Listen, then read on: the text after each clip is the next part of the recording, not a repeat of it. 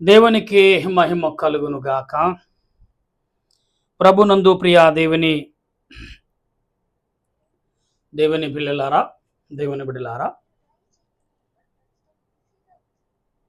ఈ సమయంలో దేవుని వాక్యమును ధ్యానము చేసుకొటకు చక్కడ నడిపింపు, చక్కడ తలంపు దేవదేవుడు మనందరికి అందించారని నమ్ముచు, మన రక్షకుడును ప్రభువైన యేసుక్రీస్తు యొక్క దివ్యమైన నామమున మీ అందరికీ శుభాలు తెలియపరుస్తున్నాను. ప్రార్థన చేసుకుందాం. ఈరోజు పాఠం కొరకు ప్రార్థన. సర్వ సృష్టిని నీతిని పరిపాలించుచున్న సృష్టికర్తవైన తండ్రి, నీకు స్తోత్రాలు. ఈ సమయంలో నీ నామాన్ని బట్టి మేము ప్రార్థిస్తుండగా నీ సన్నిధి మాకు తోడుగా ఉంచి ఉదయకాలం నుండి ఇప్పటి వరకు ప్రభా నీ రెక్కల నీడలో కాచి కాపాడి నీ ఆత్మ చేత, నీ ఆలోచన చేత మమ్మలను బలపరిచిన ఓ ప్రభా, నీ కొందనాలు స్తోత్రాలు చెల్లిస్తూ ఈ సమయంలో నీ బిడ్డలుగా మేము ప్రార్థిస్తుండగా నీ ఆత్మ నడిపింపు, నీ ఆలోచన క్రియలు అన్ని వేళలా నాకు అందించమని నీ దీనదాసుడు నన్ను నీ సిలువ చాటును మరుగుపరిచి తండ్రి నీకు లోబడే మనసును, నీకు లోబడి జీవించే తలంపును మందరకు దయచేయమని ఆత్మరక్షణకర్త యేసుక్రీస్తు యొక్క దివ్యమైన నామమును అడుగుచు ప్రార్థన చేయుచున్నాను పరమ తండ్రి, ఆమేన్. మన తండ్రి అయిన దేవుని యొక్క ఆదరణ సన్నిధి సహాయము తోడుగా ఉండి ముందుకు నడిపించును గాక, ఆమేన్. ప్రభునందు ప్రియా దేవుని బిడ్డలారా, ఈరోజు పాఠము రోమాపత్రిక 9వ అధ్యాయము 20వ వచనంలో 19 నుండి చదువుతున్న ఈ మాటలు ఎలాగున్నాయంటే, దేవుడుకు ఎదిరించిన వాడెవడు అంటే దేవునికి లోబడే మనసు మనకు కలిగి ఉండాలి. ఇక్కడ దేవునిని ఎదిరించిన వాడెవడు అనే మాటను నేను ఇక్కడ చదువుతున్నాను, గమనించండి. ఇక్కడ పౌలు గారు చెప్తున్న మాటలు, వారిని కనికరించము, ఎవడు కఠినపరచును గోరునో వారిని కఠినపరచుదము. అట్లయితే ఆయన చిత్తమును ఎదిరించిన వాడెవడు? ఆయన ఇకను నేరము మోపనేయాలా, నీవు నాకుతో చెప్పుదేయాలా? అవును గాని ఇక్కడ ప్రియులారా, దేవుని చిత్తానికి మనం లోబడినప్పుడు, అందుకే ఈరోజు అంశం అంటే లోబడుట. దేవుని చిత్తానికి మనం ఎప్పుడైతే లోబడుతున్నామో, దేవుని వాక్యానికి ఎప్పుడు విధేయతలుగా ఉన్నామో, దేవుని వాక్యములు ఎప్పుడైతే మనము బలము పొందాలని లోబడే మనసు మనకు కలిగిందో, అప్పుడు ఆటోమేటిక్గా దేవుని గర్దింపులు మన మీదకు వస్తూ ఉంటాయి. ఎందుకంటే లోబట్టం వల్ల మనకు చాలా మేలే జరుగుతుంది. అందుకే చూడండి, ఒక అధికారికి కానీ, ఒక మొదట తల్లిదండ్రులకు కానీ, అధికారికి కానీ, సమాజానికి కానీ, దేనికైతే లోబడుతున్నామో అవతల వాళ్ళు మనం ప్రేమించడానికి ఉంటుంది. అందుకనే తగ్గించబడిన వాడు హెచ్చించబడును, హెచ్చించబడుతున్న వాడు తగ్గించబడుతున్నాడు అనే మాటను బైబిల్ గ్రంథములో మనం స్పష్టంగా చదువుతాం. అయితే ఇక్కడ దేవుడు చెప్తున్న మాట అంటే, మీరు నాకు లోబడినప్పుడు గర్తింపు ఆటోమేటిక్గా మనకు వస్తుంది. అయితే మనుషుడా, దేవునికి ఎదురు చెప్పుటకు నువ్వెవడవు? నన్నెందుకు ఇలాగూ చేసిదవని రూపింపక నీవు అంటే రూపించిన నీవు సృష్టించిన వాడితో ఈ మాట చెప్పదలుసున్న వాడువా, చెప్పాలచా అనే మాటను ఇక్కడ మనకు కనబడుతుంది. అంటే దేవునికి లోబడితే ఈ ప్రశ్నలు రావండి. దేవునికి లోబడకుండా మన ఇష్టమైన జీవితంలో ఎప్పుడైతే జీవిస్తున్నామో ఖచ్చితంగా ఈ ఆలోచనలు వస్తూ ఉంటాయి. అందుకబట్టి దేవునికి లోబడాలనేది వాక్యం చెప్తుంది. అయితే ఇక్కడ అంటున్న మాటలు ఏమంటే, ఒక ముద్దులో నుండి ఒక ఘటము ఘనత కొరకును, ఒకటి ఘనహీతన కొర చేయుటకు మంటి మీద కుమ్మరవానికి అధికారము లేదా? అలాగే అయితే ఇక్కడ అంటే మట్టి మీద, సృష్టి మీద దేవునికి అధికారం ఉంది. మట్టి మీద కుమ్మరవాడికి అధికారం లేకపోతే ఆ మట్టి కుమ్మరవాడు దరుగు చేర్చుకున్నా నిజమే కదండి. అంటే కుమ్మరవాడు తన మట్టిని తీసుకుని తన స్వాధీనము పరుచుకుని ఆ మట్టిలో ఉన్న చెత్త చెదారం అంతా ఓర్పుతో, సహనముతో దాన్ని శుభ్రపరిచిన తర్వాతే ఆ యొక్క చక్కెర మీద పెట్టి లోర్ గ్లోర్ ఏదో అంటారు దాని మీద పెట్టి అప్పుడు కుమ్మరివాడు కొండను తయారు చేయడానికి సిద్ధపడతాడు. అంటే ప్రియులారా, ఈరోజు మట్టి ఎప్పుడైతే అబ్బే నువ్వు నన్ను ఎందుకు తీస్తున్నావు, నువ్వు నీకేంటి ఉపకారం అని ఎప్పుడైతే ఎదురు చెప్పిందో ఆ కుమ్మరివాడు ఈ మట్టి వద్దు నాకు, ఇంకా నేను ఎందుకు చేయాలి ఈ మట్టిని, దీనికి ఘనతను ఎందుకు వాళ్ళైన ఆలోచనలో పడతారు కదా. అందుకే కుమ్మరవాడికి మట్టి లోబడినట్టు, సృష్టికర్తకు సృష్టి లోబడినట్టు, ఆకాశము భూమి నీరు గాలి సర్వము లోబడినట్టుగా నీవు నేను దేవునికి ఎంతవరకు లోబడుతున్నాం? అసలు లోబడే గుణం మనలో ఉందా? లోబడే మనస్తత్వం ఉందా? దేవుడు నాకేం చేశాడండి, ఎందుకు లోబడాలండి దేవునికి, నా తల్లిదండ్రులు ఏం చేశారు, దేనికి లోబడాలి? ఈ మధ్యలో టీవీల్లో యూట్యూబ్లో డిబేట్లు జరుపుతున్నారు. తల్లిదండ్రులు తీసుకొచ్చి పిల్లల ముందు కూర్చోపెట్టినప్పుడు మీరు చచ్చిపోయినా పర్లేదు మాకు ఆస్తులు కావాలని ఇలాంటివన్నీ కూడా రికార్డ్ చేసి పబ్లిక్ చూపిస్తున్నారు. అంటే ఇవాళ ఎలా ఉందంటే ప్రతిదీ కూడా ఒక ఆటబొమ్మగా మార్చేశారు. మీడియా అయినా ప్రజలైనా ప్రతిదీ వినోదంగా ఆస్వాదించి నవ్వుకునేవారుగా, లేకపోతే హేళన చేసేవారుగా, భూతద్దం పెట్టి సాతానుగాడు ఏ రకంగా మనం హేళన చేయకుండా మనమంతటా మనమే హేళన పడుతున్నాం, హేళన పొందుకున్నాం. ఎవరిని హేళన చేయట్లేదు, మన సహోదరులనే, నీ ఇంటి వారిని, నీ అన్నదమ్ముల ఇంటి వారిని, లేకపోతే నీ రక్త సంబంధులను, నీ దూర బంధువులనే ఏం చేస్తున్నాం మనం? బహిరంగపరిచి భూతద్దంలో పెట్టి వీడు చెడ్డవాడు, వీడు దుర్మార్గుడు, వీళ్ళు ఇలాంటి వారు, వాళ్ళు అలాంటి వారని మనమే సర్టిఫికెట్ ఇచ్చేస్తున్నాం. అంటే ఎవరికి ఇవ్వాలి సర్టిఫికెట్? సాతానికి ఇవ్వాల్సింది నువ్వు నీ సహోదరుడికి, నీ మిత్రుడికి ఇస్తున్నావు. దేవునికి లోబడటం పోయి సాతానుకు లోబడి చేసే పనులు ఎలాగుంటాయంటే నీకే వ్యతిరేకంగా చేస్తాడు సాతాను గారు. ఎలా చేస్తాడు తెలుసా? అసలు ఊహించు, నువ్వు ఊహించు. ఓ పర్వతం నీ స్థలములో దిండి నువ్వేం చేయాలంటే పల్లానికి దొల్లించాలని చూస్తావు, కానీ ఆ పర్వతం నిన్ను మింగేయాలని చూస్తుంది. నిన్ను దాని మీద ఆ పర్వత కింద అడేసి నిన్ను అసలు కనపడకుండా చేద్దామని పర్వతం చూస్తుంది. నువ్వేమంటున్నావు? నువ్వు నమ్మకముతో, నువ్వు ఎంతో బలముతో దాన్ని పర్వతం పక్కన పెట్టాలని నువ్వు చూస్తున్నావు. కానీ పర్వతం ఏమంటుంది? అబ్బాయి వీడు కాదు, వీడు కాబట్టి ఇంకొకడు వస్తాడు అనే ఆలోచనలో ఏం చేస్తుంది పర్వతం? అనేక రకాలుగా ఆలోచిస్తుంది. ప్రియ దేవుని బిడ్డలారా, దేవునికి లోబడితే, దేవుని మాటకు లోబడితే, దేవుని వాక్యానికి లోబడితే, దేవుని ప్రార్థనకు లోబడితే, దేవుని ఆలోచనకు లోబడితే, దేవుని క్రియలకు లోబడితే నీ జీవితం ఎలా ఉండదు తెలుసా? నీటి వారన నాటబడిన మొక్కను వలె సిగిరిస్తుంది.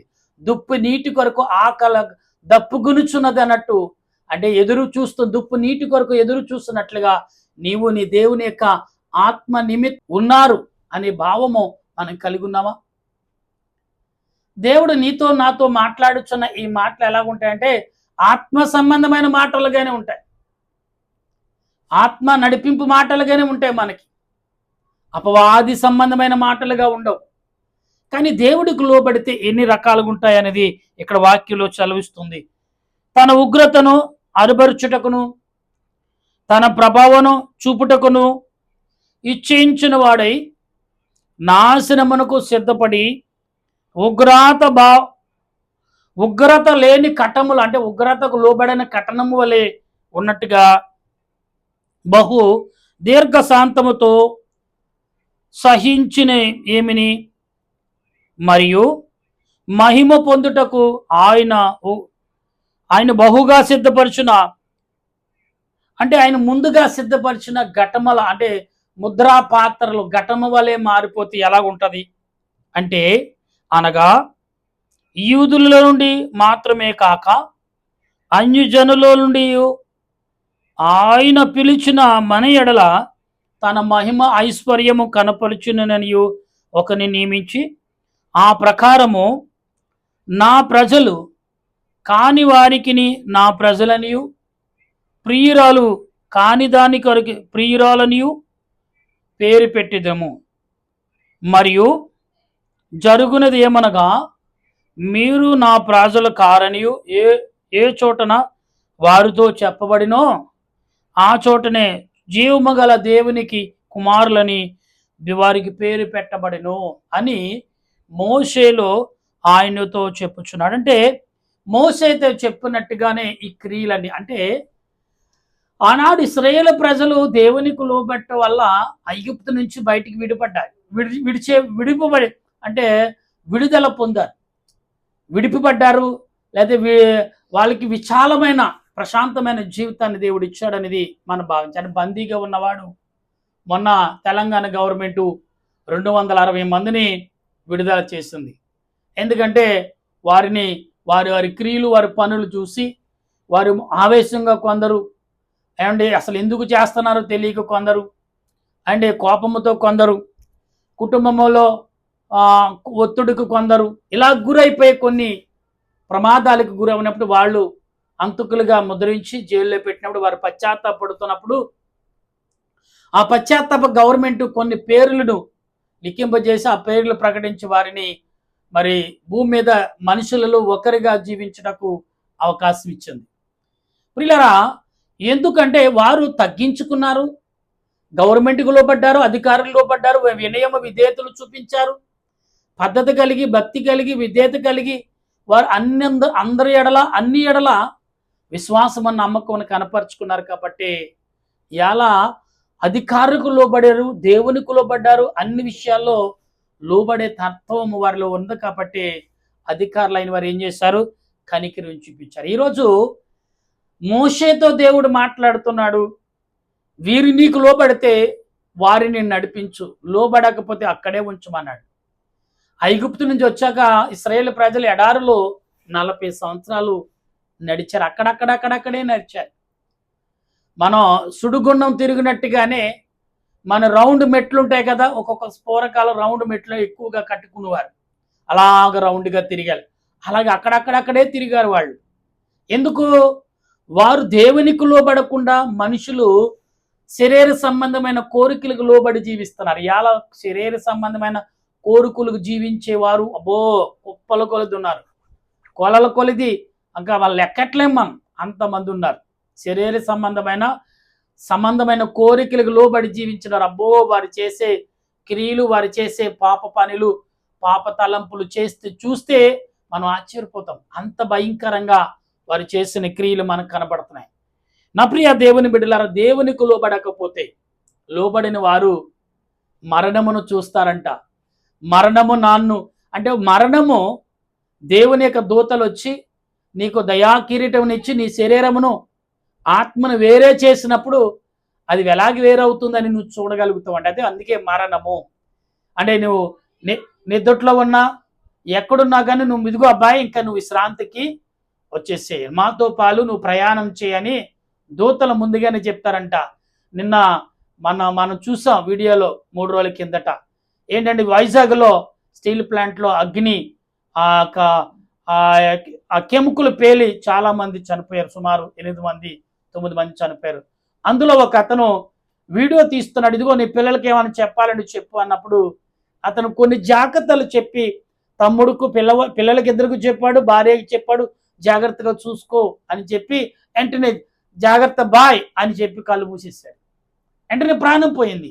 అంటే తన మరణము తనకు తెలిసింది, అర్ధాయుస్సులోని నేను మిమ్మల్ని విడిచి వెళ్ళిపోతున్నాను కుమారుడా, ఇదిగో తమ్ముడిని, తల్లిని, కుటుంబాన్ని జాగ్రత్తగా చూసుకో అనే విషయాన్ని చెప్పే అదృష్టము ఒక మనిషికి కలిగిందంటే ఆ మనిషిని ఆత్మ ఏ రకంగా అల్లాడుతుంది, ఏ రకంగా శరీరము కృంగుతుంది అనే విషయాన్ని ఆత్మ గ్రహించి అవకాశం ఇస్తుంది. అందుకే లోబడతనం.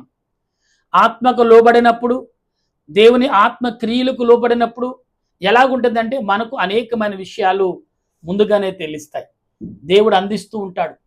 నా ప్రియ దేవుని బిడ్డలారా, ఈ ఉదయ కాలముడి ఇప్పుడు వరకు మీరు అనేకమైన క్రియలు చూస్తుండొచ్చు. అనేక మంది మీ కళ్ళ దాటి మీ ముందు నుంచి మేలైతే మిమ్మల్ని దాటి వెళ్ళుండొచ్చు. అనేక రూపాలు, అనేక తలంపులు, అనేకమైన ఉద్దేశం, కానీ ఒకటే శరీరం, హైటు వెయిటు అంతా ఒకే రకంగా ఉండొచ్చు.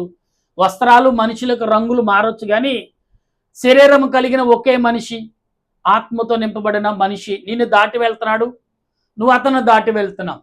ఇదే. కానీ మనము ఆత్మకు లోబడినప్పుడంట, దేవునికి లోబడినప్పుడంట అవతల్లో మనకి ఎదురొచ్చే మనిషిలో ఉన్న ఆత్మ, మనలో ఉన్న ఆత్మ మరి బాగోగులు శుభాలు చెప్పుకుంటారంట. బాయ్ గుడ్ మార్నింగ్ అని మనం ఎలా చెప్పుకుంటామో అలాగే బ్రదర్ బాగున్నావని మనిషిని దాటి వెళ్ళినప్పుడు తెలిసినవాడు హాయ్ అని చెప్పుకున్నట్టుగానే మన ఆత్మలు కూడా హాయ్ ఎంత క్షేమంగా ఉన్న ఆ సహోదరుడిలో నువ్వు క్షేమమేనా అని క్షేమము తెలుసుకుంటారంట. అందుకే ఆత్మకు లోబడిన ఆత్మలు ఏమవుతున్నాయి, అయ్యా ఇదిగో ఫలానా వ్యక్తిలో ఉన్న ఆత్మ కృంగుతుంది, క్షేమము లేదంట అని. ఈ ఆత్మ దేవునికి లోబడింది కాబట్టి, దేవుని ఆత్మకు లోబడింది కాబట్టి ఈ ఆత్మ అందించుటకు అవకాశం. అందుకని చూడండి, ఎవరైనా వార్తలు పూర్వకాలం వార్తలు లెటర్ ద్వారా లేదా టెలిగ్రామ్ ద్వారా వార్త పంపించారు. ఇప్పుడంటే డైరెక్ట్ ఫోన్ ద్వారా వీడియో కాల్ ద్వారా వార్తలు వెళ్తున్నాయి. అయితే ఎక్కడైనా దూతలను పంపించేవారు లేకపోతే పావురాలను పంపించేవారు. ఆనాడు కాలంలో దూతల ద్వారా వర్తమానాలు వెళ్ళి, ఈనాడు దేవుడు ఆత్మ ద్వారా వర్తమానమును అందుకుంటున్నాడనే విషయం ఎంతవరకు తెలుసు? నిన్ను నన్ను దాటి వెలుచున్న ఆ మనుషుల్లో ఉన్న ఆత్మ, నీలో ఉన్న ప్రాణం, నాలో ఉన్న ప్రాణం పలకరించుకుంటే ఆ విషయం మీకు తెలుసా? మన పక్కన కూర్చున్న పాస్టర్ గారిని పలకరించాలంటే ప్రైజులారు పేదలంటేనే చిన్న చూపు, చిన్నవాడు వయసులో చిన్నవాడు ఎలా ప్రకటించాలో తెలియదు. ప్రైజులాడు వందనాలంటే ఎన్ని సొమ్మేం పోతుందా అనుకుంటా కూడా ఏదో తెలియనక ఆవేశం, ఏదో తెలియనక పద్ధతులు, వాడి క్రియలేదు నువ్వు చూసి వారు సరి చేసినట్టు ఫీలింగ్. నా ప్రియ దేవుని బిడ్డలారా, ఇవన్నీ మానుకుని దేవుని ఆత్మకు లోబడే తలంపు, రక్షణ, ఆదరణ దేవదేవుడు ఈ సాయంకాల సమయంలో మనందరికి అందించి ఆయన రాకడకు సిద్ధపరచడు. ఈ కొద్ది మాటలు క్లుప్తంగానే ఈ మాటలు వివరించిన సమయము మరి అతిమించింది కాబట్టి ప్రియులారు గమనించండి. దినాలు చెడ్డవి. ఒక పక్కన యుద్ధాలు జరుగుతున్నాయి, ఒక పక్కన తుఫాన్లు వస్తున్నాయి, ఒక పక్కన కరువు, నలు దిక్కుల నుండి విపత్తులు మనల్ని చుట్టుముట్టుతున్నాయి. ఎలాగ ఎదుర్కొంటారు? ఏ రకంగా ఎదుర్కోగలుగుతారు? డబ్బుతోనా, కండబలంతోనా, ధనబలముతోనా, జనబలముతోనా, అధికార బలముతోనా? ఏ బలములో పనిచేయవు ఈ లోకంలో. నువ్వు దేవునికి లోబడి జీవిస్తే తప్ప ఏది నిన్ను రక్షించలేదు. నీ ధనబలం, నీ కండబలం, నీ బుద్ధి బలం, ఏమంటే నీ జనబలం, ఈ 4 ఎందుకు పనికిరావు? ఒకటే, ఆత్మ దేవునికి లోబడినప్పుడు ఆత్మ పొందే ఆనందం తప్ప మరిటేమీ రాదు. కనుక గమనించండి, దేవుని సన్నిధిలో ప్రార్థించండి, దేవుని ఆత్మకు లోబడండి, ప్రార్థన చేయండి. శత్రువైనా మిత్రువైనా ఎవరైనా మనం ప్రార్థన చేసే మనసును పరిశుద్ధాత్మ దేవుడు మనందరికీ అందించి బలపరచును గాక. ఆమెను ప్రార్థన చేసుకుందాం. దయాళుడా, ప్రేమామయుడా, కరుణామయుడా, సృష్టికర్తమైన మా ప్రభా, నీకు స్తోత్రాలు చెల్లిస్తూ ఈ సమయంలో నీ ఆత్మ నడిపింపు, నీ సన్నిధి కాపుదల మాకు నాకు అందించి మమ్మల్ని బలపరచును మా ప్రభా, నీకు స్తోత్రాలు. సమయంలో ప్రార్థిస్తుండగా నీ ఆత్మ నడిపింపు, నీ సన్నిధి కాపుదల మాకు నాకు అందించి బలపరచు నడిపించమని ప్రార్థన చేస్తున్నాను. నీకు లోబట్ట వల్ల, నీ ఆత్మకు లోబట్ట వల్ల, నీ క్రియలకు లోబట్ట వల్ల, ప్రార్థనకు లోబట్ట వల్ల, విజ్ఞాపనకు లోబడటం వలన తండ్రి, ఇదిగో నీ సన్నిధిలో మేము లోబడి ప్రార్థన చేయటం వలన ఎన్నో మేలులు, ఎన్నో ఆశీర్వాదాలు, ఎన్నో ప్రమాదాలు, ఎన్నో శోధన, ఎన్నో కలహాలు, కరువు నుండి, కాటకాల నుండి కాపాడుతానని సెలవిస్తాను నీ వాక్యమును బట్టి వందనాలు. అవును, అపోస్తుడైన పౌలు అంటున్నాడు, దేవునికి లోబడుతున్నావా, సాతానికి లోబడుతున్నావా? దేవుని క్రియలకు లోబడుతున్నావా, సాతాను క్రియకు లోబడుతున్నావా? దేవుని ఆత్మకు లోబడుతున్నావా, సాతాను ఆత్మకు లోబడుతున్నావా? దేవుని సాతాను తలంపులకు లోబడుతున్నావా, దేవుని తలంపులకు లోబడుతున్నావా? ఇలా చెప్పుకుంటూ అనేకమైన విషయాలు ప్రభా మాకు కనబడుతున్నాయి. కనుక ఇప్పుడు మేమందరము నీకు లోబడి, నీ ఆత్మకు లోబడి ప్రార్థించే కృపను నా దేశ ప్రజలకు, ప్రపంచ ప్రజలందరకు భద్రత, నీకు లోబడి మనసును, తలంపును నాతో పాటు వేకువించున్న బిడలు, వినిచున్న బిడలు, ఆలకిస్తున్న వారందరికీ నీకు లోబడి నిన్ను గణపరిచి నీ ఆత్మకు లోబడి స్తుతించే భాగ్యం మా అందరకు, మా దేశ ప్రజలందరకు శ్యామమును, సమృద్ధిని, సంతోష సమాధానముతో నింపి బలపరచును గాక. ఆమేన్. పరలోక మా పరమ తండ్రి నామమును పరిశుద్ధపరచును గాక. నీ రాజ్యం వచ్చును గాక. నీ చిత్తం పరలోక మందు నెరవేరినట్లు భూమి యందు నెరవేరిన గాక. మానవుడు మా దయచేయం, మా ప్రార్థన చేసిన క్షమించిన ప్రకారం మా ప్రార్థన క్షమించు, మమ్మల్ని శోధన కింద తప్పించు. రాజ్యము, శక్తి, మహిమ నిరంతరం నీవే అవుతండి. ఆమేన్. ఏశ్రత్వమే జయము, అపాధికులం ప్రవేశరత్వమే జయం, అపాధికులం ప్రవేశ సంపూర్ణ విజయం, అపాధికంత కలాశం. హల్లెలూయా, హల్లెలూయా, స్తోత్రం, స్తోత్రం. ఆమేన్, ఆమేన్, ఆమేన్. మన తండ్రి అయిన దేవుని కృపా, త్రియేక దేవుని సన్నిధి, పరిశుద్ధాత్మిక ఆదరణ ఇప్పుడు ఎల్లప్పుడూ సదా ఆయన రాకడకు సిద్ధపాటు మనందరకు దయచేయను గాక. ఆమేన్, ఆమేన్, ఆమేన్. మీ అందరికి వందనాలు. మరణాత.